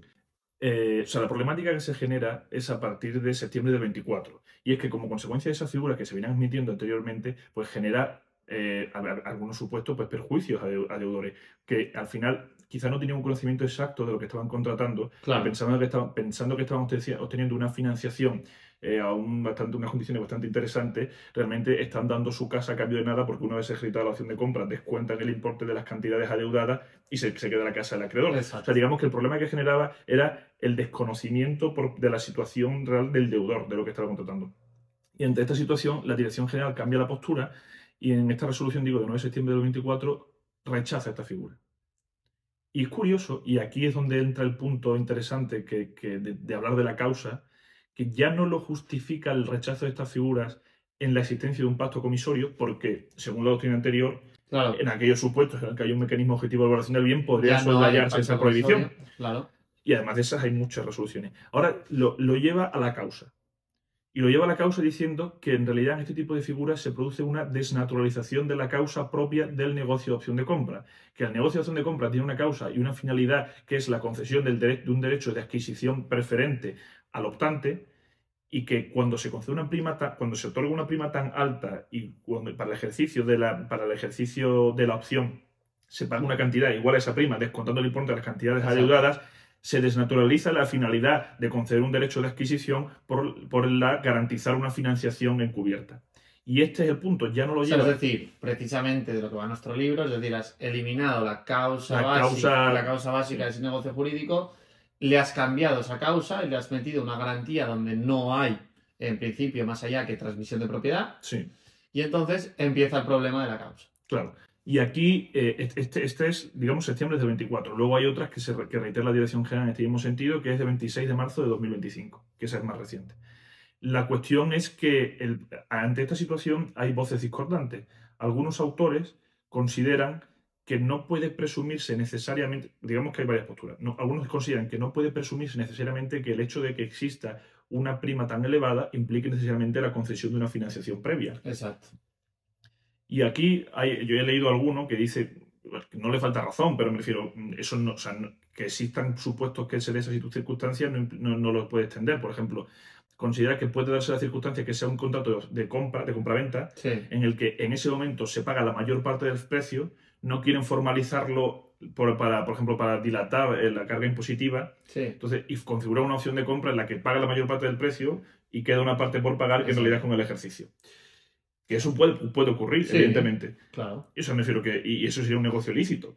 La cuestión es que, que realmente se esté encubriendo una financiación por el contexto y las circunstancias. Por ejemplo, la Dirección General en la resolución da más indicios en relación con la posible existencia de una financiación encubierta. Por ejemplo, aparte de una prima elevada, también la existencia de un plazo, generalmente es un año, las resoluciones que he visto, durante el cual no puede ejercitarse la opción por parte del optante, Claro. que es el plazo en el que el deudor Tiene que concedente devolver. tiene que devolver el dinero. Claro.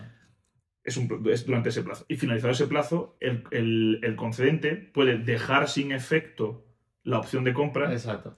sin alegar causa. Claro, que precisamente es por el pago de la deuda. Pero... Claro, devolviéndolo. Por ejemplo, esos son indicadores que ya pues, dan una información acerca de que no estamos configurándolo como una opción de compra al uso. Exacto. O sea, decimos, le estamos insertando un préstamo en una figura que tiene una causa. Que estamos cambiándole las reglas del Es juego. verdad, y esto hay que ser prudente, y es cierto que esto hay muchos matices y depende de cada negocio y depende mucho de cómo se haya configurado y los indicios que se tenga, pero es cierto que lo que es claro es que eso hay que calificarlo. Claro, esa es la pregunta. O sea, vale, ¿y esto es susceptible de calificación para el registrador o no? ¿Y por qué en el caso de que así sea? Que ese es el debate que ha habido. Claro, pero el fundamento es justamente el 1261 del Código Civil. Correcto. Que no hay contrato sino cuando ocurren los siguientes requisitos y uno es la causa de las obligaciones que se establezcan. Exacto. Al final, la existencia de una causa falsa, que es lo que dice la Dirección General, es un negocio simulado, es verdad que eso determina primero la no admisibilidad de esa figura, pero es verdad que el registrador pues, puede tener, digamos, debe tener ciertas cautelas a la hora de calificarlo, pero es necesario que se califique, y sobre todo por la protección a los consumidores. Por una vía todavía más fácil que veo yo, que es, yo no me voy a la causa del negocio jurídico en sí. Bueno, bien, la causa del negocio jurídico está, pero nosotros, que sí operamos siempre con la causa de la atribución patrimonial, es ¿por qué yo voy a inscribir un contrato de opción de compra, o más bien dicho, un derecho de opción a una persona con una causa que no es la correcta? Sí. O, si eso se llega a ejercitar, ¿por qué voy a dejar yo a un propietario registral a través de un negocio jurídico que no le habilita para esa atribución patrimonial? Entonces, desde ahí yo lo veo súper claro. En la causa de la atribución patrimonial, los registradores tienen que entrar siempre. ¿Por qué? Porque la clave del registro es que todas las transmisiones estén claras y no tengan ningún tipo de, digamos, ápice de duda de que ese negocio jurídico puede servir para esa atribución patrimonial. Sí, de segunda lectura. De segunda lectura o de lo que quieras llamar. Y sobre todo por la labor de función de protección del consumidor en general, deudor, ¿no? Entonces, creo que por ahí es clarísimo el por qué el registrador puede entrar. Sí que es cierto que creo que tiene que tener muchas cautelas a la hora de calificar una opción de compra, sobre todo intentando buscar estos indicios. Pero que es una labor esencial del registrador y que no se puede soslayar de ninguna manera, ¿no? Claro. Y aquí la siguiente, digamos, derivada, y lo interesante es cómo aplica esto en los regímenes forales en los que no existe en su normativa civil la prohibición del pacto comisorio o incluso regulan la venta en garantía o la venta en carta de gracia. Claro. En este sentido, se ha pronunciado la Dirección General de Entidades Jurídicas de Cataluña, que es verdad que en Cataluña se dan varias particularidades, ya hay varios pronunciamientos del Tribunal Superior de Justicia de Cataluña en el que reconoce la posibilidad de que es admisible la figura de la opción de compra en garantía, y los pronunciamientos que ha habido la Dirección General de Entidades Jurídicas de Cataluña, creo el más interesante es el 10 de febrero de 2025, en la que reconoce la admisibilidad de esta figura, considera que está dentro de lo que es admisible por parte del Código Civil de Cataluña, y entra el debate acerca de si es o no aplicable la Ley 5/2019 de contrato de crédito inmobiliario de protección al deudor. Porque, claro, el artículo 2 te dice que es aplicable no solo cuando se configura un derecho de garantía hipotecaria sobre la finca, dice derechos reales de garantía. Claro. Entonces, en realidad, podría considerarse que entra dentro de los supuestos de aplicación de la Ley de contrato de crédito inmobiliario. Y así lo reconoce la Dirección General de Entidades Jurídicas. La cuestión es que, y esto es curioso, porque la Dirección General de Seguridad Jurídica y Fe Pública, digamos, la de Derecho Común, cuando analiza este tipo de figuras, inicialmente dice que efectivamente hay una financiación encubierta, sí, pero lo curioso es que a la hora de decidir dentro de las alegaciones recurrentes, si es aplicable o no la Ley 5/2019, considera que no, hombre, que no se está configurando un crédito o préstamo hipotecario, una garantía. Claro. O sea, yo ahí sí que percibo que puede ser necesario, quizá. No lo sé. Es cierto que yo no he tenido a la vista el caso concreto, pero, Sí, tú dices pero que sería necesario aplicarla, ¿no? que puede ser interesante y como establecer un mecanismo de protección. Correcto. O sea, y eso Sí, podría ser una solución. Bueno, no sé si una solución porque sigue teniendo problemas de la causa. O sea, sería una solución en el supuesto de que fuese admisible. Exacto. Siempre que configuren expresamente como una opción de compra en garantía O explícitamente configurada como tal. Fijar unos mínimos, que es los Claro. mínimos son los de la ley del 19 de protección.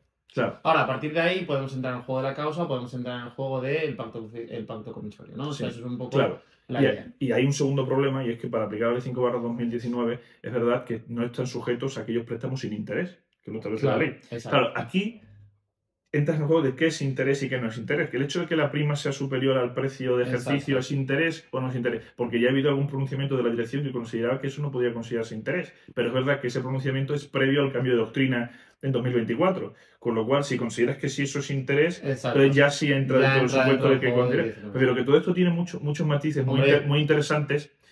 Pero bueno, para que la gente no se nos pierda, por resumir, Sí. lo importante es que el registrador tiene que entrar en la calificación de esto, bien como negocio jurídico bien, simulado, bien como prohibición de pacto comisorio, en ambos casos a través de la causa, bien sea de la causa del propio negocio jurídico que señalabas antes o de la causa de la atribución patrimonial y que entra perfectamente dentro de nuestras competencias del artículo 18, ¿no? Del principio de calificación. De hecho, el artículo 18 dice que se califica la validez. Exacto. Y la validez, el artículo 161 te lleva a la validez. Exacto. Con lo cual, pues nada, creo que ha sido un podcast súper interesante. yo creo que bueno. ¿Qué te ha parecido la experiencia? No, la verdad que me ha gustado mucho, la verdad. Y sobre todo que se agradece tener gente joven, o yo soy más joven que tú. Yo soy casi de mediana edad. Gente joven que haga, digamos, formatos más cercanos. Y yo, por ejemplo, Entonces, ¿puedo contar contigo para futuras...? depende de qué hablemos. Buen matiz. Pues nada, espero que os haya gustado. Los que hayáis llegado hasta aquí, os felicito, la verdad. Muchas gracias y espero vernos pronto con más problemas de actualidad que queríamos hacer con Diego, como ya os comenté. Pero bueno, no os voy a adelantar nada, va a ser también un episodio interesante. Muchas gracias, Juanjo, ha sido un placer para mí y hasta la próxima. Hasta la próxima.